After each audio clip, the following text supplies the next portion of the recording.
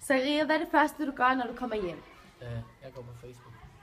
Ja, hvad har du andre sociale medier ud over Facebook? Jeg har Snapchat, Ask og Skype og YouTube og sådan noget. Ja, og skriver du kun sammen med dine venner, eller også skriver du sammen med fremmede?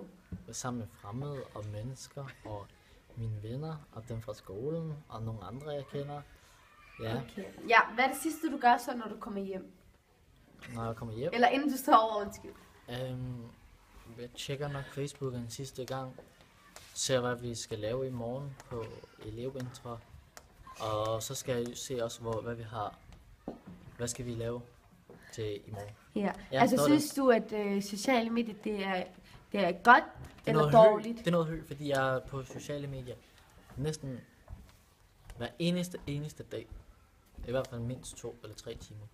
Tak Tak for skal info. du have.